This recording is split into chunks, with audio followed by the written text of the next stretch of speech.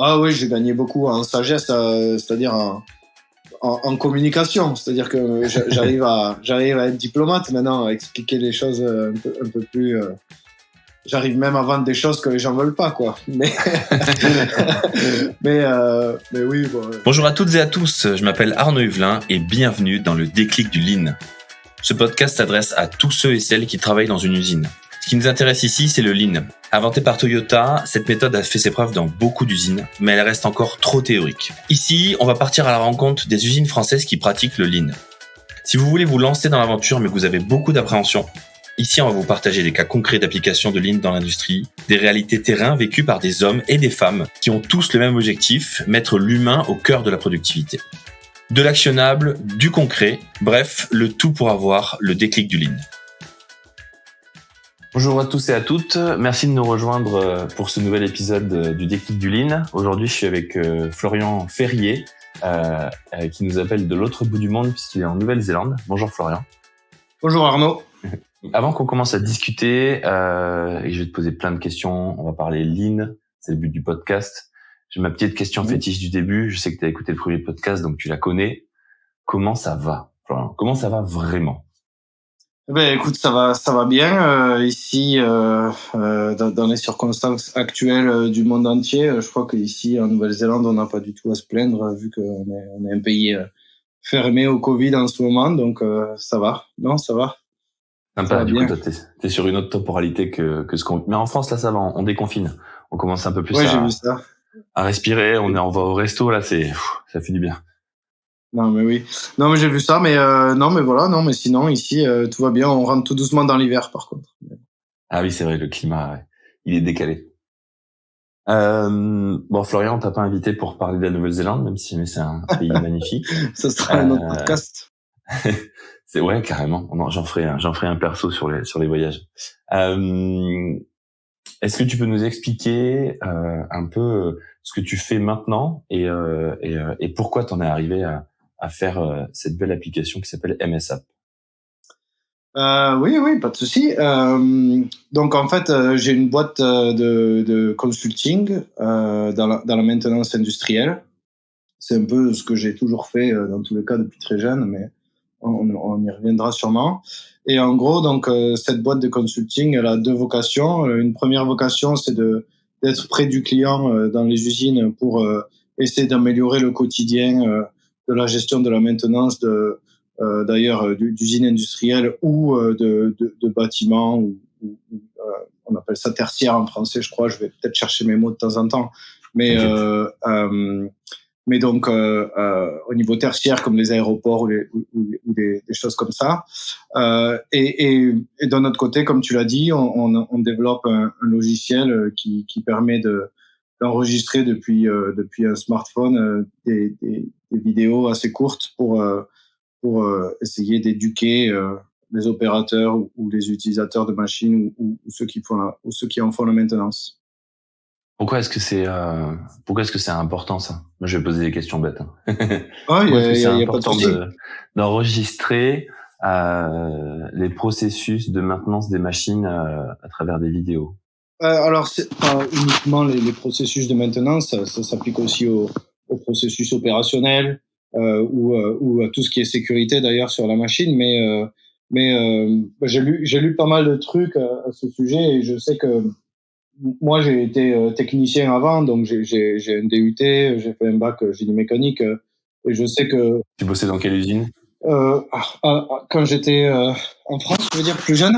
Ouais, t'as bossé chez qui ? Tu faisais quoi ? Alors j'ai bossé donc j'ai commencé un stage pour à l'époque une entreprise qui s'appelait CGLEC pour une entreprise à Toulouse qui s'appelait à l'époque d'ailleurs la SNPE, c'est la Société nationale des poudres explosives, et donc j'avais fait un stage sur la maintenance d'un atelier qui fabriquait du monométhylhydrazine, c'est du carburant de satellite.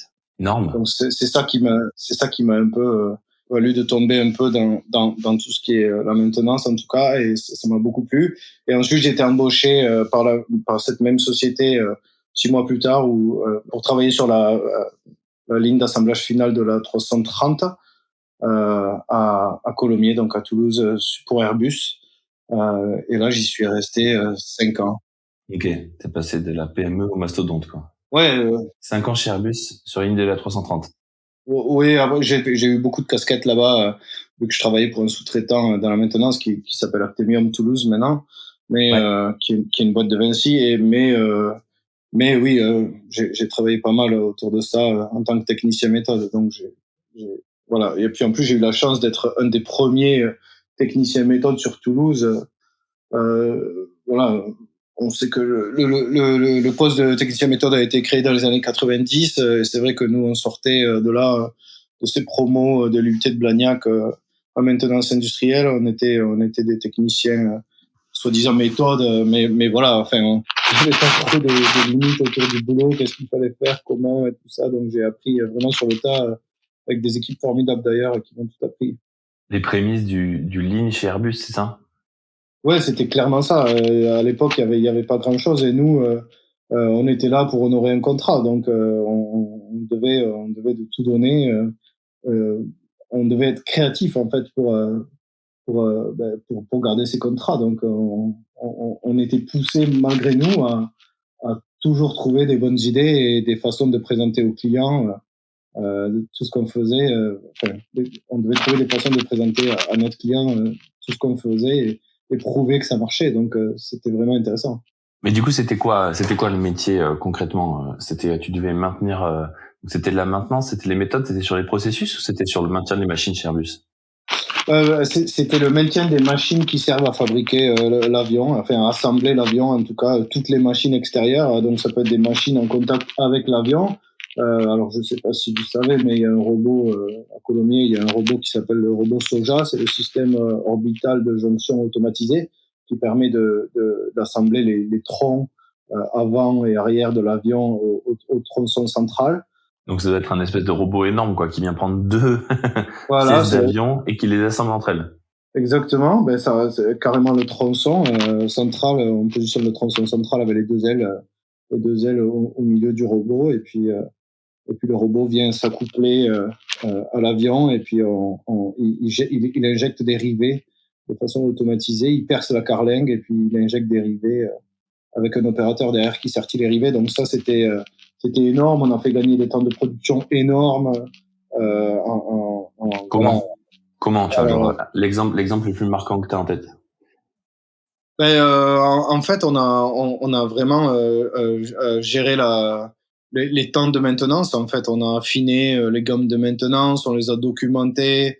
On a aussi travaillé beaucoup sur les machines, la rapidité des machines, l'automatisation.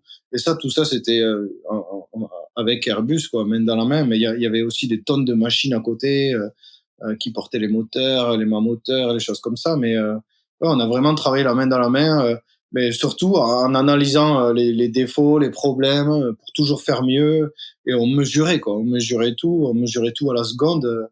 Et c'est ça qui, si on mesure pas, on performe pas, quoi. Ah, ça, faut pas me le dire à moi, ça. Donc voilà. Mais non, Donc c'est mais sûr du coup, que concrètement, ça a été quoi, genre le plus gros gain que vous avez eu en termes de, tu m'as dit donc on a optimisé la maintenance, donc t'as analysé toutes les étapes de maintenance et ou alors peut-être pas forcément le plus gros gain, mais là où l'erreur la plus aberrante que vous faisiez, ou alors tu vois genre un truc un peu plus concret, ou alors celui dont tu te souviens vu que c'est un peu loin maintenant, mais ouais, ouais, peut-être. c'est très loin, mais je me souviens plus. Mais en gros, sur ce poste-là, l'assemblage de tronçons, je crois que ça prenait quasiment 35 heures quand je suis arrivé. Et puis avec toutes les équipes, on a eu énormément d'améliorations, on a eu énormément de nouveaux. On a fait grossir les équipes, on a fait grossir la maintenance, on a fait grossir les stocks de pièces détachées, on a fait grossir les gammes et tout ça. Et je crois Ok, que à l'heure actuelle, ils arrivent à sortir un avion en 17 heures ou 18 heures, quoi. ils sont réduits par deux. Ouais, quasi. J'ai entendu, on a augmenté les pièces de rechange. Déjà, ça, c'est une des premières étapes de la maintenance. J'imagine, c'est les pièces critiques ou celles que tu mets un mois à voir, il faut les commander plutôt, quoi. Ouais, c'est important. Planifier les arrêts. Forcément, Airbus, voilà, comme beaucoup d'autres entreprises, hein, c'est des entreprises qui tournent en 3/8, qui s'arrêtent jamais. Et puis voilà. Enfin, c'est des entreprises qui donnent des pénalités, il faut le savoir, sur les pannes. Donc, s'il y a des pannes au-dessus d'un certain nombre d'heures, le sous-traitant aura des comptes à rendre. Enfin, il y a beaucoup de pression. Donc oui, on a. Ouais, parce que t'étais mandaté à la performance là. T'étais Voilà. embauché sous en tant que consultant externe, enfin prestataire externe, et t'avais des objectifs de performance de la ligne, et donc il fallait que tu t'améliores la performance.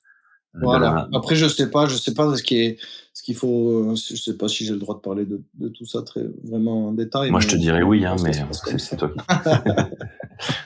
Non, mais j'ai fait plein d'autres choses, mais ça, c'était les débuts. Voilà, j'ai passé 5 ans là. Du coup, j'ai 24 ans, et puis je vois bien que en fait, on a commencé, on était une petite dizaine. Je me retrouve dans une équipe de plus de 40 personnes. Ça commence à grossir. Ouais. Voilà, où les gens sont extrêmement passionnés. Enfin, je sais que ça bougera plus, et moi j'ai envie de bouger. Donc à cet âge-là, je pars pas pour la concurrence. Je pars du pays, je pars m'installer au Canada. Et là, okay. En fait, du coup, je suis passé à la production. Parce que bon, j'ai galéré, j'ai trouvé des petits boulots, et puis finalement, j'ai trouvé un boulot de planificateur de production dans une usine qui fabriquait des machines à laver industrielles. Okay. Pour des pièces de moteur. Des machines et tout à laver ça. industrielles. Ouais, c'était hyper intéressant. Attends, des machines à laver les pièces de moteur? Ouais, alors oui, alors quand je te dis des machines à laver industrielles, c'est un peu abstrait. Mais oui, alors c'est des machines à laver en fait avec des bains à ultrasons, avec des bains avec des produits chimiques et tout ça, qui vont te permettre d'automatiser des lavages sur des chaînes, mais également des lavages, par exemple, de pièces neuves sur l'usinage. On se rend pas compte, mais en fait, il y a des pièces de moteur qui ont besoin d'être baignées dans des ultrasons et tout ça pour enlever toutes les poussières d'usinage, les derniers petits copeaux microscopiques et tout ça. Donc ou alors des traitements à jet d'eau très très abrasives, des choses comme ça. Et donc eux, ils fabriquaient des machines sur mesure. J'ai vu des machines pour laver des blocs moteurs de train, des V22 ou des V48 énormes. Enfin voilà, de blocs moteurs pour les laver, ou alors des pièces aéronautiques, plein de choses, ou alors carrément des lignes d'usinage, à la sortie de lignes d'usinage de grosses CNC pour des usines dans le monde entier. Donc ils fabriquaient des machines sur mesure pour ça. Des machines à laver les pièces usinées finies, quoi, les moteurs finis, quoi, énorme. Et du coup, tu faisais quoi chez eux? Là, j'étais vraiment côté production. C'est moi qui devais planifier, en gros, comment, enfin, sur les commandes, en fait, j'avais tous les ingénieurs CAO qui dessinaient toutes les pièces, et puis moi, j'avais des catalogues avec, donc j'avais des plieurs, des coupeurs, j'avais un plasma, un post-plasma, des coupes plasma, j'avais 4-5 soudeurs, et puis je devais fabriquer la machine en pièces détachées. Donc là, t'es passé de l'autre côté. T'es passé de l'autre côté de la balance, parce que avant, c'était toi qui faisais chier les mecs de la production parce que tu les ralentissais, et maintenant, c'était toi le mec de la prod, et donc toi, tu voulais que ça tourne, quoi. Voilà, donc moi, j'étais chargé de planifier la fabrication des pièces qui allaient permettre la fabrication et l'assemblage de la machine. Donc moi, en gros, je devais faire des pièces sur étagère, entre guillemets. Ouais. Et qu'elle devait être là, enfin, elle devait être là à chaque fois qu'ils en avaient besoin. Donc voilà, c'était assez intéressant. J'ai travaillé là-bas quasiment 1 an. J'ai tout retourné, quoi. Enfin, comme ce que j'avais appris, en fait. Il fallait être efficace au maximum, donc j'ai commencé à mesurer, à chronométrer. T'as une anecdote qui te vient de Lean, du coup, dans cette usine qui t'a marqué, peut-être? Ouais, j'ai eu des gros accrochages avec les soudeurs. Je leur ai changé leur poste de travail, leur position de travail. Voilà, ça nous plaît, ça. Le mec, t'imagines, toi, t'as quel âge là? T'as 25 ans? Ouais, 24, ouais, j'arrive, je suis français. On a beaucoup de. Moi, j'ai remarqué un truc. Ceux qui font l'amélioration continue terrain, le lean terrain dans les usines, c'est souvent des alternants. Je me demande pas pourquoi. Enfin, j'ai des idées, mais pas le sujet. Donc, je sais qu'il y a beaucoup d'alternants ou de jeunes diplômés qui nous écoutent. Et tu vois, qui sont comme toi là, en train de galérer parce qu'ils arrivent face à des soudeurs, des fraiseurs, etc., qui ont 30 ans de métier. Et il faut quand même qu'ils arrivent à optimiser leur métier et qu'ils leur expliquent qu'il y a des choses qui sont mal faites. C'est pas facile, ça. Oui, ça c'est clair, mais ça c'est le caractère aussi. Hein. Enfin, je veux dire, moi je suis né en Ariège. Bon, je pense que je, je pense que j'ai été forgé comme ça, mais c'est Ça fait vrai. partie Voilà, des critères de sélection. ouais. Si t'es né en Ariège, tu Non, peux mais faire c'est du vrai que lean. non, mais j'ai vraiment un sale caractère, donc c'est sûr que je me laisse pas marcher dessus et voilà. Mais après aussi, je pense que d'un côté j'ai un sale caractère, mais de l'autre, j'ai une espèce d'aura naturelle, sans vouloir me vanter absolument, mais où j'essaye d'expliquer mes idées et comme je suis quelqu'un à qui on a expliqué pendant 5 ans avant ça que la créativité c'était la clé de, tu vois, Ouais. de l'efficacité et de l'amélioration en fait. C'est-à-dire que s'il n'y a pas de créativité, il n'y a pas d'amélioration. On peut, sinon on entre dans une spirale de répétabilité quoi. Donc Clair. moi il fallait que je crée. Donc j'avais des idées de partout. Ça a toujours été comme ça. J'ai toujours été parce qu'on m'a appris comme ça et du coup voilà Et du coup, juste c'était quoi les accrochages avec les soudeurs? Du coup, ah qu'est-ce qui a clashé? Qu'est-ce qui marchait pas? Pourquoi ça a ben, clashé? ben c'est exactement ce que tu dis, tu vois, le mec, ça fait 20 ans qu'il est là, qui soude pareil, et puis qui ramasse sa pièce à gauche et qui la pose à droite, ben, j'en sais rien, tu vois, par exemple, mais des choses comme ça, des habitudes, en fait, à casser, pour lui dire, regarde, si tu vas chercher la pièce là, tu fais 5 pas, tu reviens, t'as perdu machin. Et moi, j'étais dans ce délire, alors que lui, ça faisait 20 ans qu'il soudait, quoi. On lui avait jamais parlé de quoi que ce soit, de pas, de machin, voilà, moi j'étais un peu un fou furieux, voilà, quand je Toi, suis tu es un peu arrivé. en mode brut de décoffrage. Tu fais toujours ça, du coup, maintenant, Non, là? ouais, Avec la sagesse oui, que t'as oui, acquérie? ah oui, j'ai gagné beaucoup en sagesse, c'est-à-dire en communication, c'est-à-dire que j'arrive à être diplomate maintenant, à expliquer les choses un peu plus. J'arrive même à vendre des choses que les gens veulent pas, quoi. Mais oui, bon, voilà, en fait, ça fait partie de la vie. De toute façon, on grandit, quoi. Mais oui, des anecdotes précises là, je m'en souviens plus, mais je me souviens qu'on a eu des sacrés accrochages, ouais, que ce soit avec la direction ou avec n'importe qui, avec le chef d'atelier, avec les ouvriers, où je disais, ben bon, moi, si vous voulez pas m'utiliser, enfin, je me souviens que souvent ils me disaient, ton boulot, c'est de planifier la production, quoi. C'est pas de retourner l'usine, quoi. Et Voilà. à la fin, ils étaient contents quand même, ou c'est eux qui t'ont... Non, ils ont toujours été super contents. Je suis encore en contact avec deux, trois personnes là-bas, c'est pour dire quoi. Donc, plus personne travaille dans cette entreprise d'ailleurs de mes contacts, mais je suis resté en super contact avec ces gens-là. Ouais. Ok. Et du coup, t'as monté MSAB juste après? Non, après je suis parti en Alberta. Après je suis parti en road trip pendant 4 mois dans les États-Unis. J'ai fait 42 000 kilomètres en van. En 4 mois? Ouais. Et là, je me suis aperçu que je parlais pas anglais, quoi, que j'étais nul, mais que c'était quand même possible. Mais que c'était quand même possible. Parce qu'à la base, j'étais quand même venu au Canada pour apprendre l'anglais, entre guillemets. Enfin, tu vois, le truc classique, quoi, les fausses excuses de l'époque. Et au bout d'un an, j'avais pas appris un caillou d'anglais, je faisais la fête. Enfin, voilà, classique, classique expat. Et donc voilà, donc j'ai compris que je pouvais faire mieux et bon bah après bon, ça c'est des histoires de fous mais bon en gros entre guillemets après ce road trip j'ai passé 6 jours à Montréal et puis 6 jours après j'habitais en Alberta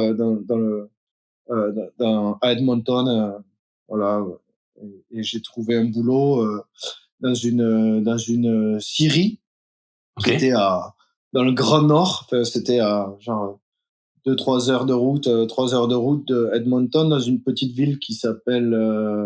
Comme dans les films, quoi. Je m'en souviens plus maintenant.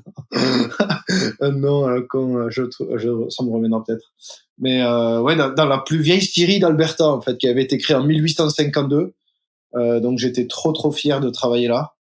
J'ai été pris en fait en tant que planificateur de maintenance et technicien en fait. En fait, ils avaient SAP comme GMAO et ils savaient pas du tout l'utiliser. Et moi, mon boulot, c'était d'apprendre le métier sur le terrain.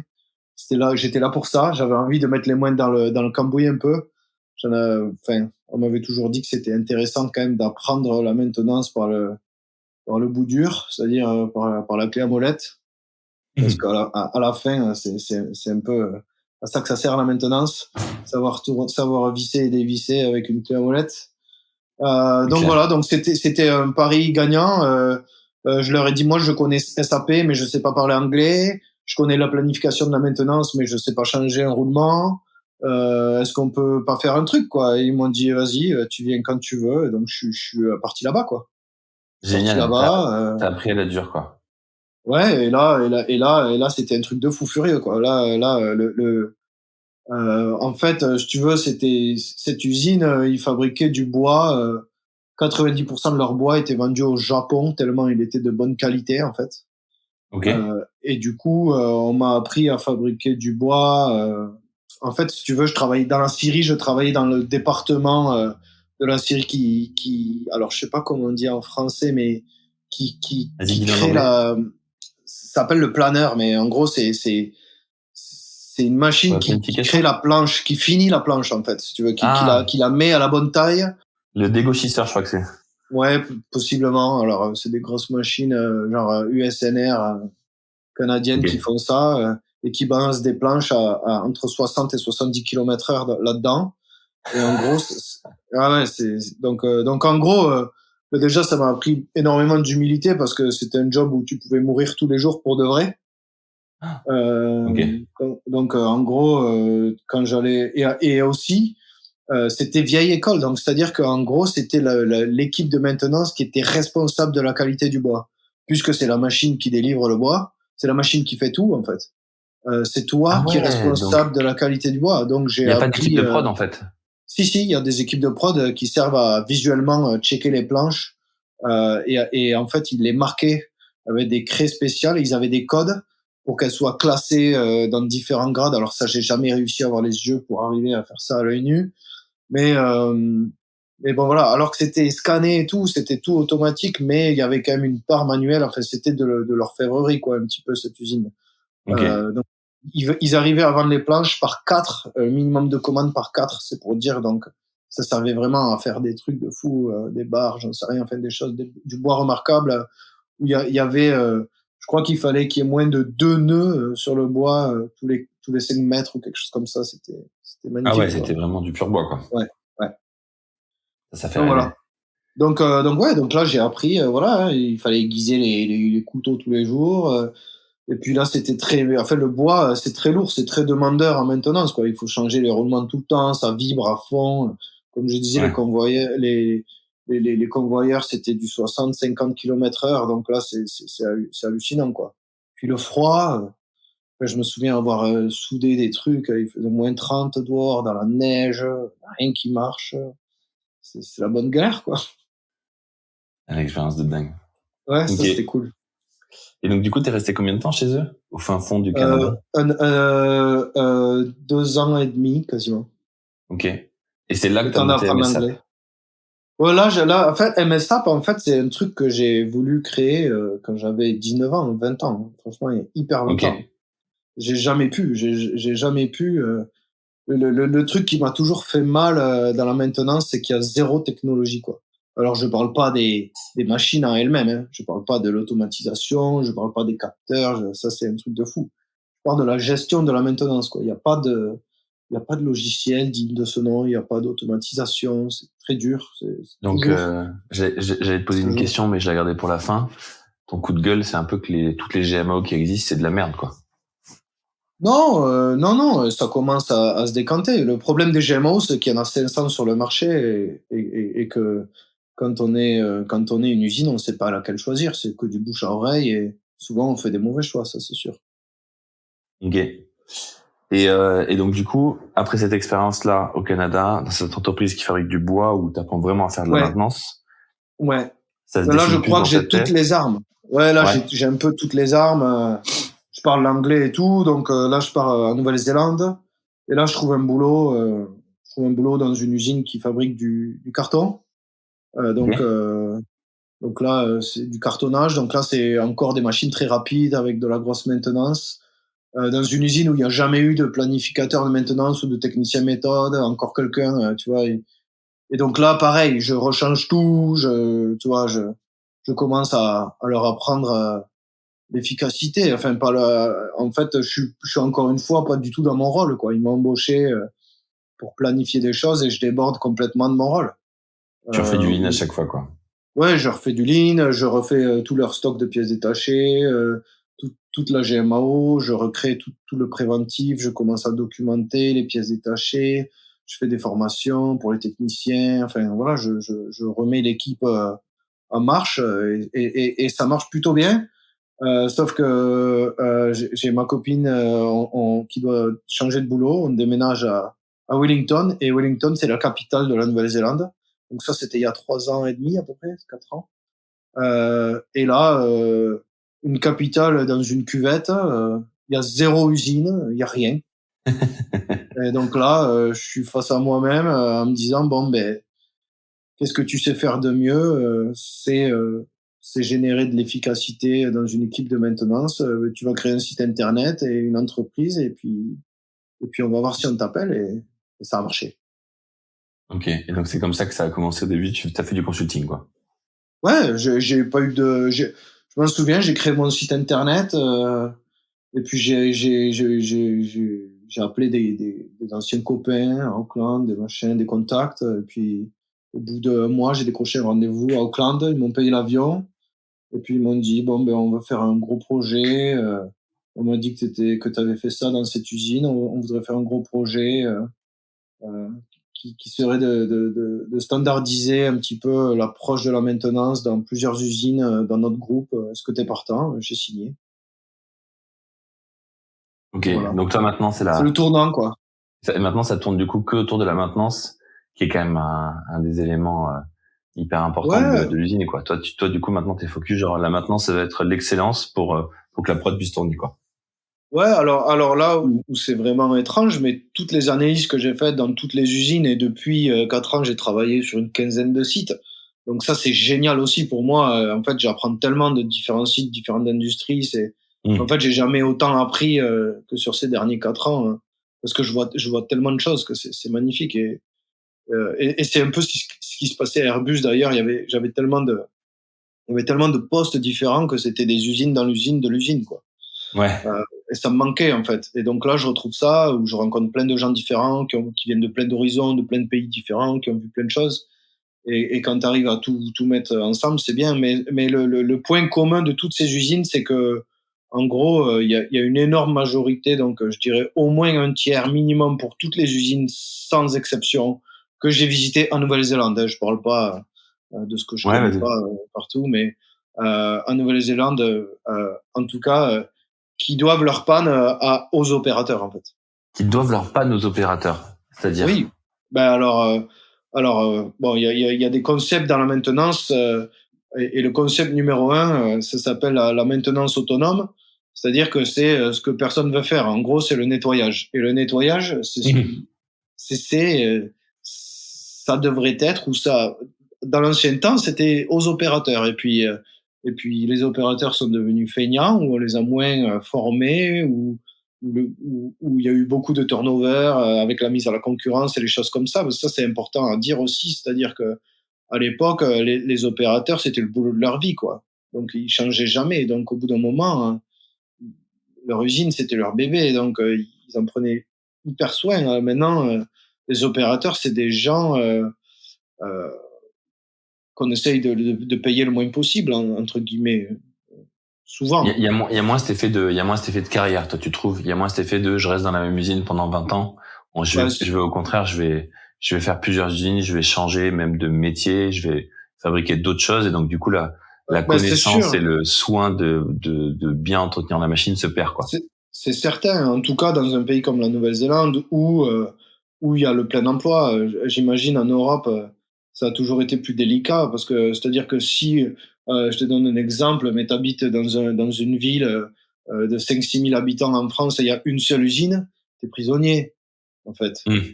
Voilà. Alors que si tu habites dans des villes ici à Auckland ou à Christchurch où il y a 60-75 usines, ben, en fait, tu es prisonnier de rien. Il y a le plein emploi.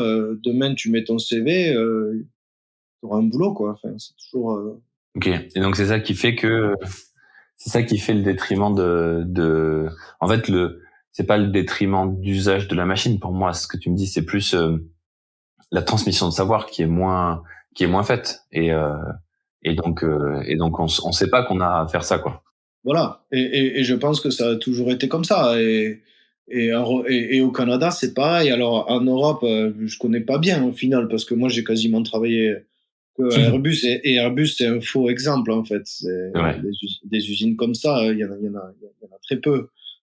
Et les ouvriers, ils sont tellement mis en valeur ou ils font quelque chose de tellement unique qu'en gros, ils n'ont pas non plus 10 000 options. Ou alors, ils peuvent demander des transferts à Londres, à Madrid, à Nantes ou à Hambourg, dans les autres usines. Mais voilà.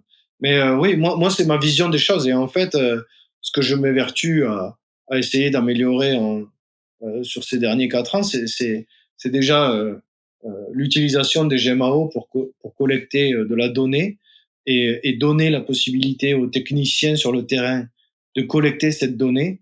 Et ça, c'est vrai que c'est compliqué. Ça a été compliqué. Et ça, c'est des technologies qui arrivent là sur les derniers 5 ans, quoi. Je veux dire, alors que ça fait 15 ans qu'on a Facebook dans notre téléphone et on n'est pas foutu de créer un logiciel de maintenance qui prend une photo, enfin voilà, enfin, des choses comme ça qui m'ont toujours agacé. Et maintenant, ça va mieux. Et puis également, ouais, la formation des opérateurs. Et en fait, je pense qu'on est au milieu d'une espèce d'ère, que ce soit dans la production ou dans la maintenance, où il y a eu le transfert des données des livres aux ordinateurs. Et maintenant, on sait tous, par exemple, que toutes les procédures des entreprises, enfin, je me mouille pas trop en disant ça, mais 80%, elles sont sur Word, quoi, et pas Ouais, à jour, avec c'est des clair. glossaires, dégueulasses, avec la qualité qui a signé ça. C'est transformé en PDF. Personne l'a jamais lu. Tu ouvres le document, ça a été signé en 2002. Ça veut plus Voilà, rien quoi. dire, c'est plus à C'est vrai. jour. Non, mais enfin, là, tu vois, tu rigoles, Je ça veut pense dire que là, que tu te il y a beaucoup. reconnais. Ah ben là, moi, je me souviens de mes premiers stages en usine, et je pense qu'il y a beaucoup de gens qui nous écoutent, qui vont Ouais. reconnaître soit des usines dans lesquelles ils ont travaillé, soit avec lesquelles ils travaillent, ou soit dans lesquelles ils travaillent en ce moment. Je vais pas leur demander de les taguer en commentaire pour pas montrer du doigt, mais non, mais c'est la réalité. Ça, c'est la vraie réalité terrain de la maintenance et de la transmission de savoir aujourd'hui. T'as raison, t'as très bien schématisé. C'est le Word exporté en PDF, quoi. Voilà. Et on est en 2021 et ça me fend le cœur, quoi. Et donc, du coup, maintenant, je pense qu'on rentre dans cette ère où, de nouveau, tous ces stagiaires qui ont passé leur stage à créer ces documents depuis des bouquins ou le savoir-faire des gens, ou voilà, avec, tu sais, à l'époque où ils prenaient des photos avec l'appareil photo numérique qui devaient les décharger dans Je l'ai fait. l'ordi et tout ça. Je l'ai fait Ils ont, aussi, je me souviens de ça, c'est horrible. ils ont passé, et voilà. Et pourtant, t'es plus jeune que moi quand même. Donc, Ouais, moi, je suis plus jeune que toi en plus, ouais. voilà, donc voilà, donc ça c'est terrible. Et que maintenant, ben, les informations, elles doivent être directement prises depuis un téléphone. Il faut arrêter de se leurrer. Les photos sont excellentes, les vidéos sont excellentes, et c'est pour ça que je pense que la vidéo, c'est un peu l'avenir de la formation. Et alors, je m'appuierai aussi sur le fait que je pense que, et c'est de là que j'étais parti un petit peu. Moi j'ai fait génie mécanique, j'ai fait un DUT, et ma mémoire, elle est visuelle, elle est pas du tout. Je peux Hmm. pas lire un texte, quoi. J'y arrive pas. Je c'est pas. Et c'est vrai que c'est vrai que j'ai lu beaucoup d'études du coup sur ça, et ça s'appelle en fait la formation par assimilation. C'est-à-dire que si tu montres à une certaine partie de la catégorie des gens un bouquin, ils vont le lire, ils vont s'en souvenir, mais il y a plus de la moitié qui s'en souviendront jamais, même pas de l'intro. Donc, Ouais, donc, du coup, si tu leur montres ce même texte en vidéo, ils s'en souviendront parce qu'ils ont une mémoire visuelle. Et en fait, un opérateur, tout ce que tu lui demandes, c'est d'avoir une mémoire visuelle. Parce que si tu lui montres un texte, il doit traduire le texte en image, ouais, en mouvement, en en action, quoi. mouvement, voilà. Alors que si tu lui montres une vidéo toute bête qui est filmée même à l'arrache derrière lui, tu vois, eh ben il va retenir le mouvement, il va retenir visuellement, et donc il va apprendre beaucoup plus. Et moi, je fais ce pari-là en créant un logiciel qui permet de faire ça. Et je pense que on voit en production qu'il y a beaucoup lunettes connectées qui arrivent et de choses comme ça. Et je pense que c'est clairement l'avenir de la formation pour les opérateurs et les techniciens.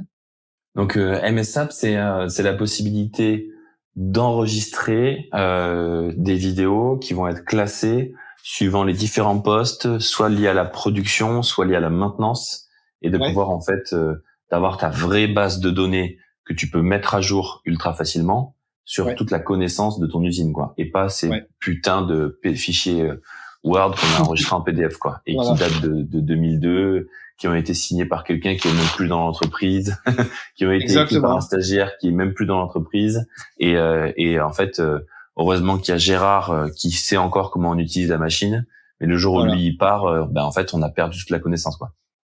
Mais et après là où on travaille beaucoup, c'est surtout qu'on essaye de les rendre accessibles. Donc c'est-à-dire que ces vidéos, elles peuvent être générées depuis un QR code par exemple, ou alors depuis directement un logiciel de formation. C'est-à-dire que tous les 3 mois, on peut déclencher une tâche automatique pour envoyer un email avec le lien de la vidéo pour que l'opérateur re-regarde cette vidéo, par exemple, pour le sensibiliser tous les 3 mois, tous les 6 mois, tous les ans. Parce que c'est ça aussi, c'est la répétition qui compte. C'est-à-dire que si le mec il voit la vidéo tous les 3 mois, il va l'intégrer, il va s'en souvenir. À chaque fois, il va regarder des détails et des choses comme ça. Et ça, c'est clair qu'un PDF, il va pas t'envoyer des rappels email, quoi. C'est un peu ça qui manque, ouais. Quand tu dis, il y a pas de, même si jamais ça va mieux, mais il y a pas vraiment de bon logiciel de GMAO. Toi, du coup, t'es une feature de ces MSAP, c'est une feature de ces logiciels. Exactement. Vraiment, en fait, on fait pas juste des vidéos. En plus de faire des vidéos, en plus de prendre de la connaissance et de la garder, on va s'assurer que elle est bien dans la tête de tout le monde, c'est-à-dire qu'ils l'ont pas oublié tous les 3 mois, tous les 6 mois, et on va s'assurer aussi, j'imagine, qu'elle est à jour. C'est-à-dire que le mec, si jamais il voit la vidéo et que ça correspond plus à ce qu'il doit faire parce qu'il y a eu des changements, il va la mettre à jour. En fait, tous les opérateurs peuvent commenter la vidéo, la noter, renvoyer des feedbacks sur chaque étape, parce que chaque vidéo, en fait, c'est comme une documentation, c'est-à-dire que on peut créer des étapes, et en fait, les vidéos, elles ont pour but d'être super courtes. C'est pas du tout comme YouTube où le but c'est de faire des vidéos hyper longues. Le but ici, c'est de faire des vidéos très courtes, de maximum 20 secondes. En fait, avec des étapes par étape où on peut demander des validations à chaque étape et des choses comme ça. On peut demander aux opérateurs ou à la maintenance de prendre une photo, par exemple, après une étape. Ça, c'est des choses qu'on est en train de bosser, ouais. Trop cool. Trop bien. Et voilà. Et aussi, donc ça, c'est le côté opération, et le côté maintenance, évidemment. C'est-à-dire que quand on demande à quelqu'un de faire le service d'une machine et qu'on lui dit, fais le service de la machine, on peut pas s'attendre à un résultat constant. Donc, ça veut dire que ça va créer des pannes. Si on lui montre pas exactement ce qu'il doit faire et comment, avec quoi et pourquoi, à un moment donné, on va créer des trous. C'est-à-dire que si on prend 10 personnes, on leur dit je sais pas moi, de faire le service d'une machine, ils vont tous faire quelque chose de différent. Donc, c'est pour ça que la vidéo va vraiment montrer ces choses-là et vraiment lutter contre les pannes, je pense. Trop bien. C'est trop cool. On va commencer à arriver à la fin de cet épisode. Je te l'ai déjà posé, mais du coup, moi, je t'avais un peu guidé, donc là, je te laisse plus libre. Est-ce que tu as un coup de gueule à passer? Qu'est-ce qui te fait chier dans l'industrie? Après, ça peut être que en Nouvelle-Zélande ou... Non, mais clairement, ce qui me fait chier dans l'industrie, c'est qu'on prend pas le temps de montrer aux gens ce qu'ils doivent faire, quoi. C'est terrible. Ouais, on recrute des gens, on les fout sur la machine et on pense que c'est tellement intuitif qu'ils vont y arriver tout seuls, quoi. Ouais, mais surtout en leur donnant un classeur à la con et en leur disant, t'as une demi-heure pour lire ça, t'as une demi-heure pour, pardon pour les gros mots, je devrais pas. Hein. Mais t'inquiète, on est entre nous. T'as une demi-heure pour lire ça et ouais, c'est pas bon du tout. Et ça m'énerve profondément. On devrait prendre le temps de montrer aux opérateurs et aux techniciens comment prendre soin d'une machine. Et c'est là où aussi, mon coup de gueule, il est énorme, parce qu'en fait, le sujet, il est beaucoup plus grand que ça. C'est-à-dire que j'ai l'impression que les fabricants de machines, ils font énormément de rétention aussi. C'est-à-dire que on est en pleine, comme je disais, on est en pleine transformation. C'est-à-dire que on entre dans une nouvelle ère. Alors on peut parler de l'ère IoT, on peut parler de l'ère de l'industrie 4.0, tout ça. Mais tout ça, Ouais. c'est un peu du flan, parce que moi, je vois personne avec des trucs tout connectés et des gens qui travaillent avec des lunettes super laser. Hein. Non, c'est Ça, du marketing, dans ça. la vraie vie, ça n'existe pas. Donc ça, c'est que sur LinkedIn. Hein. Donc C'est clair. Sur ou, LinkedIn, t'as ou l'impression que toutes les usines, elles sont 4.0. ouais, ou dans le lab d'Airbus, quoi. Ouais, Mais le bon, en lab. fait, voilà. Donc tout ce que j'ai, toutes mes recherches en fait ces dernières années, elles ont conduit en fait au fait que les fabricants, ils n'ont pas encore trouvé leur nouveau business model. Et quand je parle des fabricants, je parle des vrais, ce qu'on appelle les OEM, les Original Equipment Manufacturers. Ils n'ont pas trouvé leur nouveau business model parce que en fait, quand on achète une machine à laver, c'est facile. Le mec, il en vend des millions. Il s'en fout, en fait, qu'elle tombe en panne ou qu'elle soit fiable ou machin. C'est facile. Ils ont Ouais. beaucoup d'argent. C'est comme les téléphones, c'est comme les ordinateurs. On s'en rend pas compte. Mais le mec qui fait des machines, il en vend pas des millions. Des machines industrielles, ouais. Des Il en machines vend qui... peu. Voilà. Ouais. Il en vend peu. Donc, c'est cher. Et aussi, on doit tous comprendre ils font leur business model sur le service et les pièces détachées. Donc, Oui, plus sinon ils leur vivent pas, ouais. machine, ben oui, c'est comme ça. Enfin, je veux dire, c'est comme ça qu'ils arrivent à vivre. Donc, ils sont en complète transition et ils doivent trouver un moyen, et l'IoT en est un, de vous vendre une subscription. Je sais même pas si c'est français, c'est un abonnement. Ils Ouais, doivent un vous vendre abonnement, un on dirait. abonnement. Et donc, en Sinon, fait, ils meurent, en fait. Sinon, il y aura plus d'équipementiers pour les industriels. Il y aura plus ouais, personne qui pourra fabriquer de machines. il y aura toujours des mecs qui feront des machines, mais ça va coûter un bras et puis ils vont jamais documenter en fait.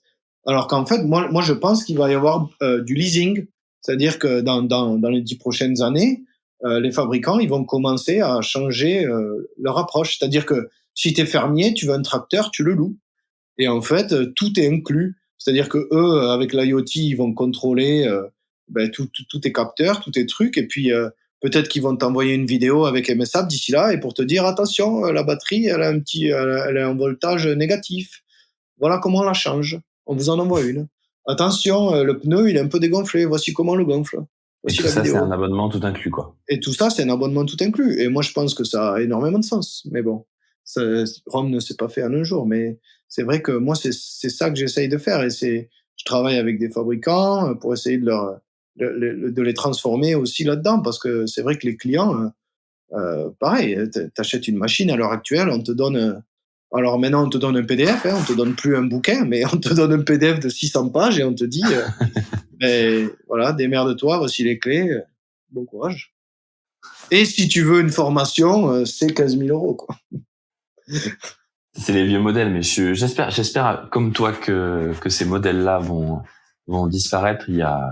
Pour moi, il y a plein de raisons qui vont faire que ça disparaisse. La première, c'est que l'abonnement, je sais plus quand même comment dire en anglais, mais l'abonnement, ça apporte. Moi, je parle de l'abonnement vertueux, c'est-à-dire l'abonnement sans engagement. Ouais. Parce que l'abonnement, je te mets un contrat sur 3-5 ans, c'est pas de l'abonnement. C'est du mot, Non, non, mais ça c'est c'est en déjà, gros, je te vends la même chose, mais je te fais croire que tu as un abonnement. oui, oui, non, non, Non. non, Le non. vrai On parle abonnement, de déjà, vrai il est sans leasing. engagement. Voilà. Il est sans Ouais. engagement. C'est-à-dire que du jour au lendemain, le mec, il peut arrêter. Et tu vois, comme ils ont lancé Free au début, Free, ils ont dit, bah, regardez, nos forfaits, ils sont sans engagement. Vous pouvez arrêter du jour au lendemain. Et vu qu'il y a le service, tant qu'il y a le service, donc le service, il est de qualité, les gens partent pas. Bon, après, c'est Free, ils ont fait d'autres erreurs, mais on n'est pas là pour parler de ça. Mais du coup, je suis d'accord avec toi. Je pense que le vrai abonnement, le bon abonnement sans engagement, c'est lui qui va tout exploser parce que il obligera les entreprises à toujours fournir un service de qualité et t'achètes pas, quand tu es dans un milieu industriel, une machine pour son prix. Tu l'achètes pour la qualité parce que tu dois produire de la cadence et de la qualité. Donc Bien si ta sûr. machine elle fonctionne bien et qu'elle produit des bonnes pièces, tu vas pas en acheter une moins chère. Tu vas pas prendre un abonnement moins cher qui marche pas. Au contraire, tu resteras sur l'abonnement qui marche.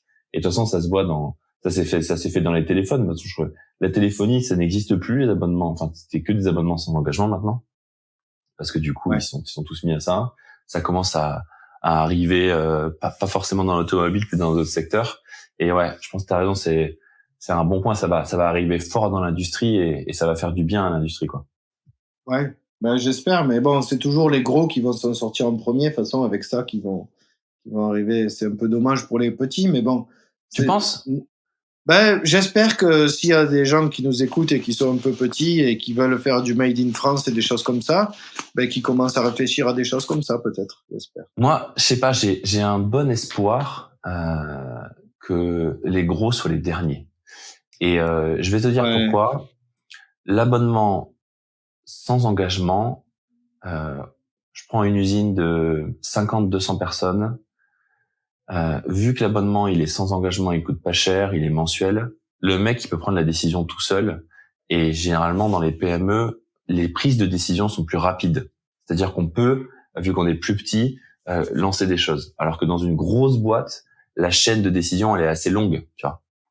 Et donc du coup j'ai bon espoir. Ouais. J'ai l'impression que le truc c'est que l'IoT en fait c'est quelque chose. Ok, c'est peut-être un peu buzz et tout, mais pour sûr, les grosses entreprises, ça fait longtemps qu'elles ont dépensé des millions là-dedans et c'est imminent. Alors que les PME, elles ont toujours pas leur nez dedans. Et que voilà, ça va être plus dur. Après, alors effectivement, les PME, c'est plus agile et tout ça. Le problème que j'ai, moi, avec les petits fabricants avec qui je travaille, c'est que les directeurs, ils comprennent pas, ils sont trop âgés. Enfin, ils sont pas dans le coup, quoi. Mmh. Et là aussi, c'est un problème. Il faut leur Ben, je leur explique, mais bon, c'est un problème générationnel aussi. Je pense que à un moment donné, il va falloir un peu que la roue tourne et tout, et ça va arriver un peu plus. Non, mais c'est vrai, hein. Tu sais, c'est comme ça. Et comme tu dis, c'est Free qui a changé les choses. Hein. C'est un jeune. Hein. C'est pas Orange avec tous les cols blancs là qui ont décidé de changer un truc qui roulait bien. Hein. Ah, ça c'est clair. Hein. C'est comme dans les voitures. C'est Tesla qui est arrivé d'un coup, qui a dit on va faire de l'électrique. Voilà. Et c'est des jeunes. C'est des PME. C'est des PME qui vont faire la différence. Voilà. C'est clair. Les startups, ouais, c'est sûr. J'espère. Mais bon, des PME industrielles, moi je parle. Hein. Je parle aussi de, tu vois, oui, quand on parle de fabricants de machines. Moi, je suis sûr qu'il va y avoir de plus en plus de fabricants. J'en avais rencontré un jeune là, mais justement, tiens, on en parle. Là, je m'en souviens, avec des machines pour nettoyer. Je crois que c'est avec de la vapeur. Là, il est vers la Bretagne. Et lui, il commence de plus en plus à faire de leasing sur ses machines. Ouais. Donc ça arrive. C'est excellent. Hein. Non, mais c'est bien. Je me souviens plus de son nom, faudrait que je le retrouve. Mais je pense que c'est des jeunes acteurs, comme ça, t'as raison, ouais. Jeunes PME industriels qui vont apporter beaucoup de bienveillance et de service. C'est ça le mot, tu vois. C'est vraiment. Bah, écoute, tu m'achètes plus ma machine one shot, tu vas payer tous les mois et ça va coûter un peu plus cher. Par contre, dans ce un peu plus cher, il y a tout qui est inclus, quoi. Et dès que t'as un souci, dès que ça marche pas, on est là. Ouais, mais on est là, c'est aussi, tu vois, ça passe aussi par, je pense, vachement de vidéos en fait. Parce que sinon, ça va leur coûter un bras. Il faut que ce modèle il marche, tu vois. Il faut que ce modèle il marche pour le client et pour le fabricant. Et si une fois que tu as créé ta vidéo et que tu utilises ton client en plus pour les améliorer, c'est fantastique. C'est lui qui te paye en fait ton support, quoi. Donc c'est pour ça que moi je vois ça comme quelque chose gagnant-gagnant. Après ça prend du temps, voilà, c'est tout ça, voilà, c'est l'industrie, c'est quelque chose de très long. Hein, c'est un milieu où tout prend du temps. La transformation est très dure. De toute façon, c'est comme le lean. Hein, c'est pas quelque chose qu'on peut produire l'efficacité en une semaine. C'est pas vrai. Ça prend énormément de temps, d'efforts, de communication. Faut que les gens transpirent un petit peu pour y arriver, quoi.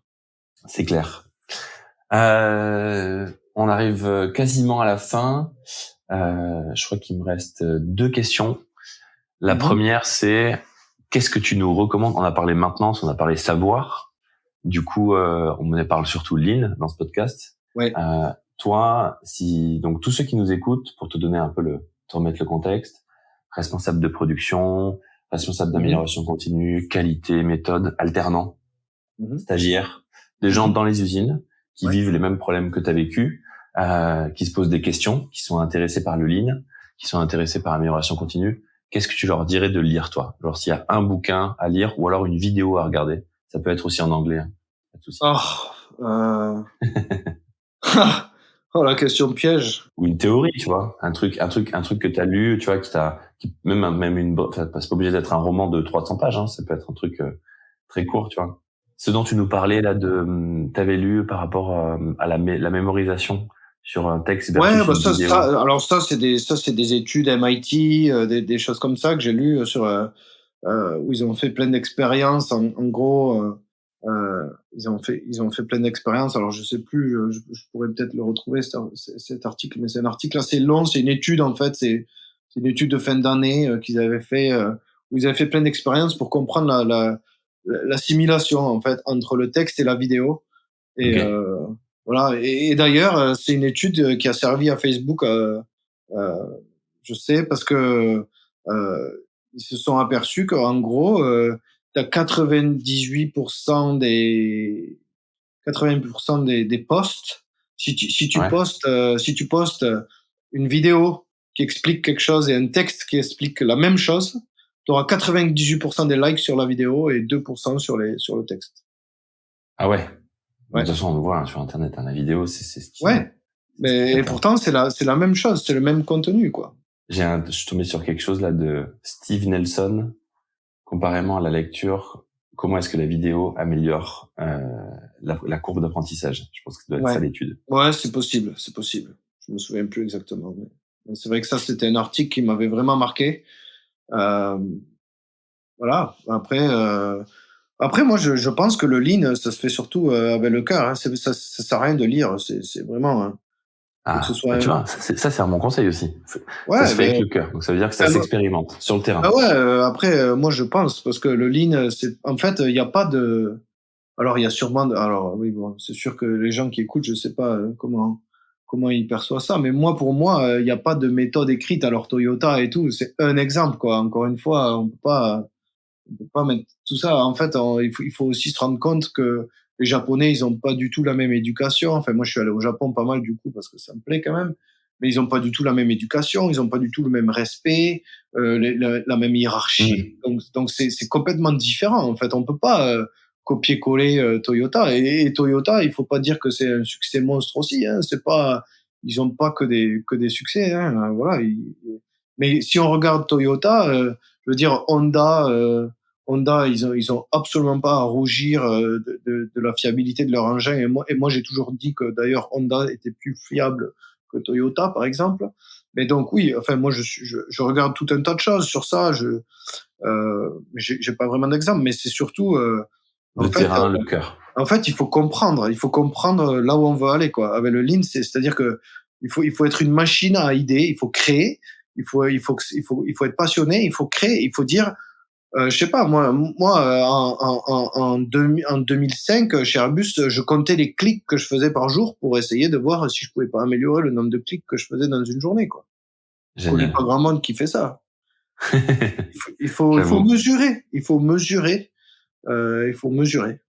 Il faut Alors mesurer, ça, il faut aimer améliorer, et puis il faut surtout apprendre à communiquer, quoi. C'est-à-dire que le lean, ça se fait pas tout seul.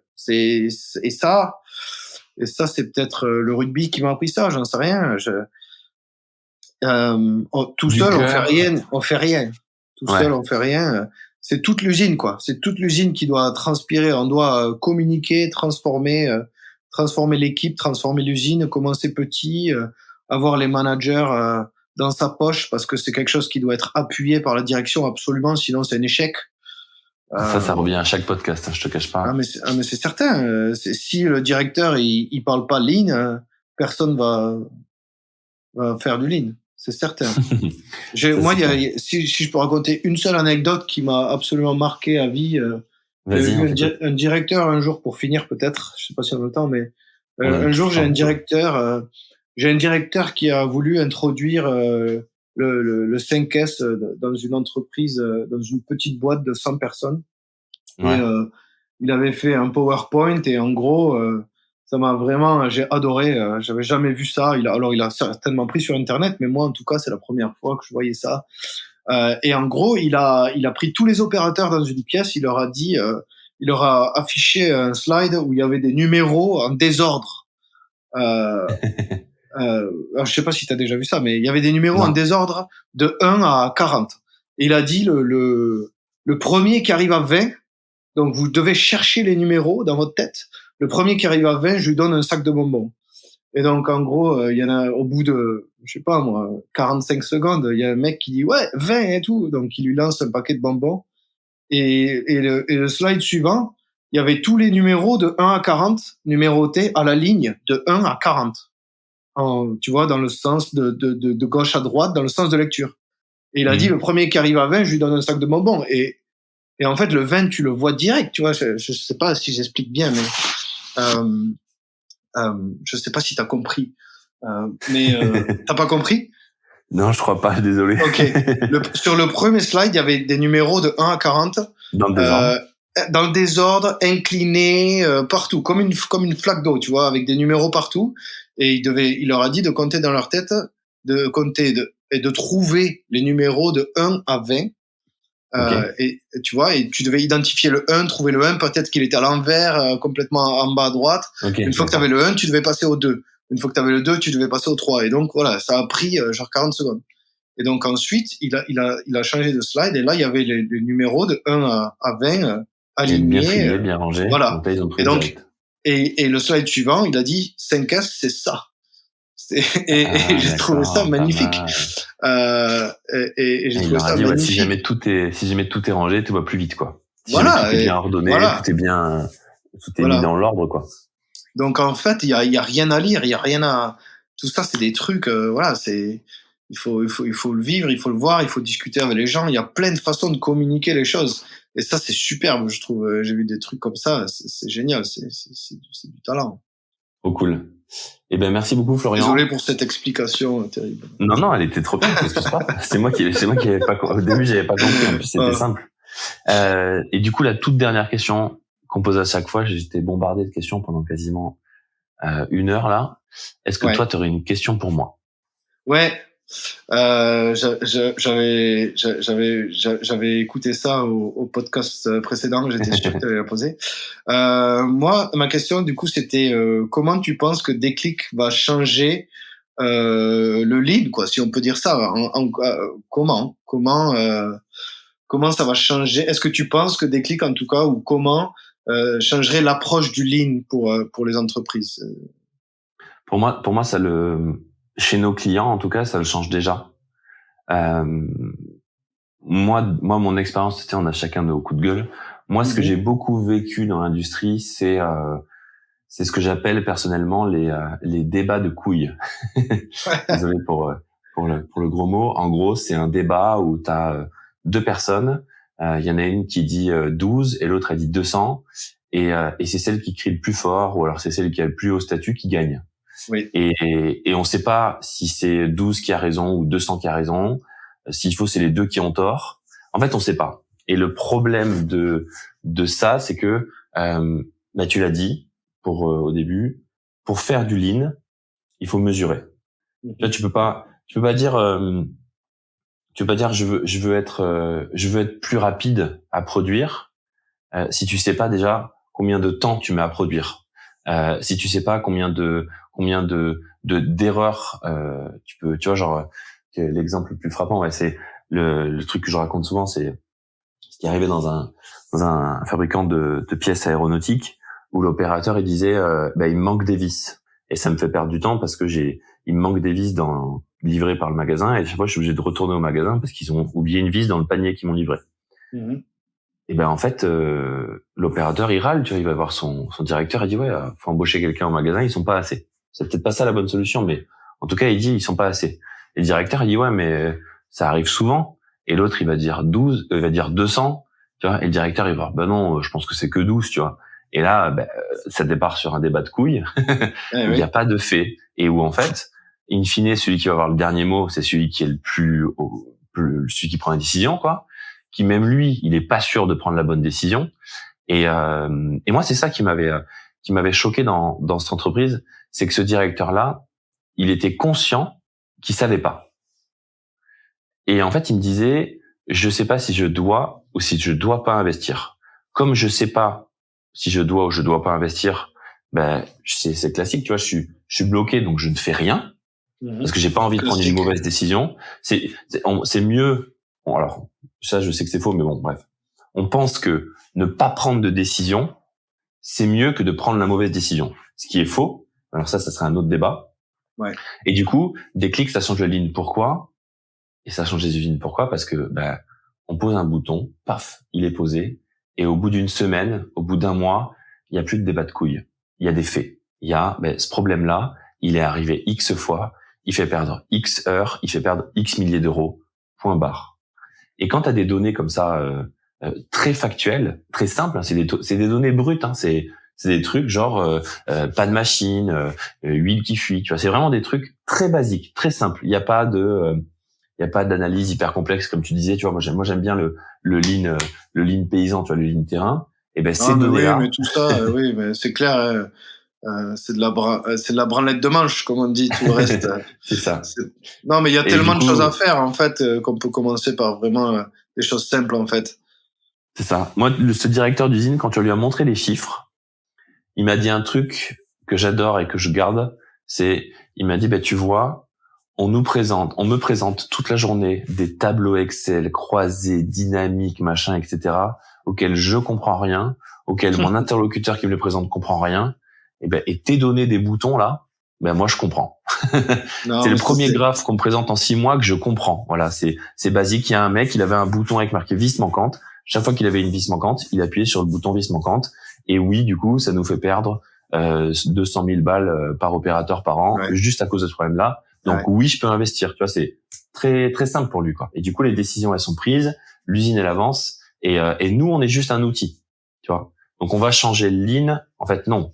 On change pas le lean, on change pas les usines. On leur fournit un outil qui leur permet à elles de changer. Le changement, il est toujours, comme on le dit à nos clients, c'est vous qui allez le pousser, c'est vous qui allez l'amener. Nous, on vous donne un outil qui va faciliter ça. Non, mais c'est clair. Hein. Non, mais c'est très vrai, tu vois. Mais le mec, il aurait pu prendre une boîte d'allumettes, le directeur, et lui dire chaque fois que tu as un problème, tu mets une allumette dans la boîte, quoi. Tu vois. Ouais, mais c'est ce qu'il faisait à des moments. On a beaucoup de clients qui font du bâtonnage. Après, c'est pour ça que les boutons, ils résolvent le problème. Mais les boutons, c'est 100 fois mieux. C'est 100 fois mieux, mais c'est bien. C'est une bâtonnage, c'est la vie déjà. mais il y a toujours des solutions. En fait, il y a toujours des trucs. Il y a toujours des tu vois, des solutions. En fait, c'est ça que je veux dire. Mais bon, en tout cas, j'espère que vous allez pouvoir continuer à exporter Déclic et que vous allez être vraiment que vous allez grossir comme vous devez le faire, parce que c'est cool. Bon, yes, merci. J'espère aussi que MSAP ça va grossir. Je te remercie beaucoup d'avoir participé à ce podcast, Florian. Merci à tous de nous avoir écoutés. Merci et beaucoup. Puis on se dit à une prochaine. Ouais, à bientôt. Bonne journée. Bonne journée à tous. À plus. Bye. Merci à tous et à toutes d'avoir écouté cet épisode du Déclic du Lean. Si vous souhaitez échanger avec notre invité, n'hésitez surtout pas. Il va y avoir ses coordonnées en description et vous pouvez le ou la contacter directement sur LinkedIn. Si vous souhaitez participer à un épisode du podcast du Déclic du Lean, je vous invite à me contacter soit sur LinkedIn ou à m'écrire directement par email arnaud@declic.fr, declique.fr. Enfin, si vous voulez en savoir plus sur nos boutons et sur ce qu'on fait dans les usines, vous pouvez trouver toutes les informations sur notre site internet declic.fr, declique.fr ou sur LinkedIn. Je vous remercie encore pour votre écoute et je vous dis à la semaine prochaine pour un nouveau podcast sur le Lean dans les usines.